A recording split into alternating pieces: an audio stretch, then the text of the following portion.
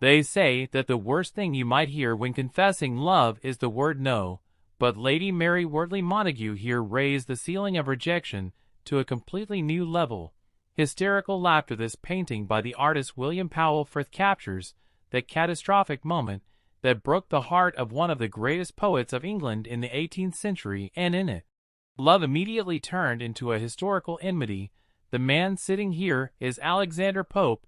He may seem to you like just a miserable lover, but he was a unique literary genius, and very sharp-tongued. His only problem was physical. He suffered from a disease in his spine that made him short and hunchback, so he was extremely sensitive about his appearance, and when he gathered his courage to confess his love to one of the brightest English women of the 18th century, he was placing his bare soul in her hands. And what was Lady Mary's response? The novel says the inherited verses, that there was nothing left of them, but that she burst out laughing out loud, her relaxed posture, and her head thrown back and her hand resting on the table, with indifference. All of them indicate that she found in the situation an amusing joke. That laugh, which echoed in the room, announced the death of love and the birth of the desire for revenge. Pope's look here is not just a look of defeat, it is a look of promise/threat. This laugh cost Lady Mary a lot, for since that moment Alexander Pope dedicated his sharp pen satirizing her in his poems, describing her with the most offensive descriptions. He turned his pain into art, and turned her from a muse into a monster in English literature. William Frith reminds us here of an important lesson: beware of mocking a poet's heart, because wounds may heal, but satirical poems remain forever. This is the longest minute in any student's life, the moment the front doorknob becomes the heaviest object in the universe. The blond boy stands there, burdened with a deep sense of guilt, clutching his leather satchel, which tells his story with its worn appearance and loose threads, revealing that the excitement of playing and skiing outside has overshadowed his studies. Across the street, his mother sits in her work clothes, hands clasped, her expression a mixture of exhaustion and disappointment. She's contemplating the difficult future that awaits her lazy son. Beside her stands his older sister, her posture rigid and military. Her red scarf, the symbol of the Soviet Youth Vanguard, and her neatly arranged satchel confirm her academic excellence. Her sideways glance at her brother carries a harsh judgment and a clear sense of academic superiority. To complete the family tragedy, the younger brother appears, a sly smile playing on his lips, riding his bicycle. He observes the scene with unbridled enjoyment, indulging in that pure sibling gloating familiar to anyone with brothers. For him, this evening's spectacle is better than any game. Seeing his older brother in trouble is enough to make him smile amidst the tense atmosphere. The only defender of the accused stands out. This loyal dog jumps excitedly to greet his friend, unconcerned with school grades. The empire is collapsing, barbarian armies are hammering at the gates of Rome, and the most powerful man in the world is focused on only one thing: feeding his beloved birds.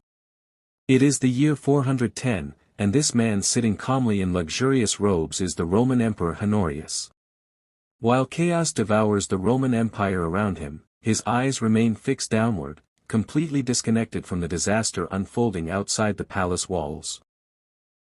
In this famous painting, artist John William Waterhouse captures the ultimate image of political blindness, a ruler trapped inside his own world, caring more about pigeons and poultry than the fate of his people. Birds wander freely across expensive carpets and polished marble floors as if they themselves have become the rulers of Rome. On the other side of the room stand ministers, priests, and messengers, their faces filled with fear, despair, and disbelief as they deliver the catastrophic news that Rome has fallen to the enemy. Yet even in this moment of collapse, the court still tries to win the emperor's attention through flattery, offering flowers and objects related to birds just to pull his focus away from his obsession. According to a famous historical story, when Honorius first heard the words, "Rome has fallen," he mistakenly thought the messenger was speaking about his favorite rooster, which was also named Roma, and replied in shock, "But he just ate from my hand." Only afterward did he realize they were speaking about the city itself. In the background of the painting stands a statue of Augustus, the great founder of the Roman Empire, deliberately placed there to create a painful contrast between Rome's glorious past and the weak, careless leadership that now watches the empire collapse from inside its golden palace. If you ever thought you were bad at flirting, I advise you to consider this poor fellow. He's begging for just one glance while she walks along, carrying her buckets and exuding confidence, leaving him hanging on the wall like a damp rag.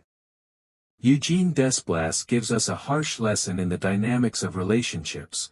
The more he begs, the more coquettish she becomes. This girl occupies the center of the painting with an overwhelming presence. She carries the heavy brass buckets on her shoulders, yet her figure stands taut and graceful like a ballerina's.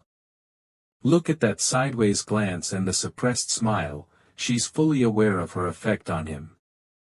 This girl has mastered the game of difficult access and uses the burdens of daily work as the perfect excuse to escape his tedious conversation.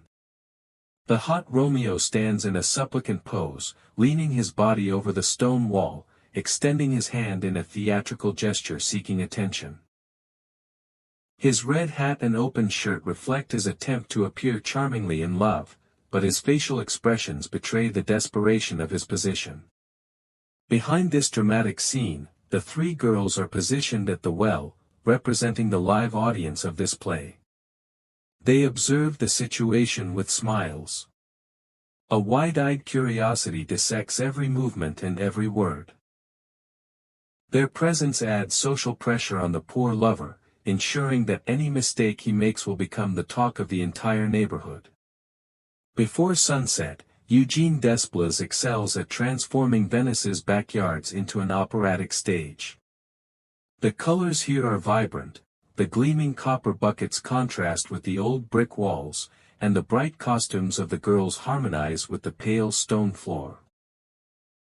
The artist focuses on the texture of objects and the realism of details to make us feel the warmth of the golden Italian sun reflected on the red brick walls around the public well, which was the heart of daily life in the 19th century.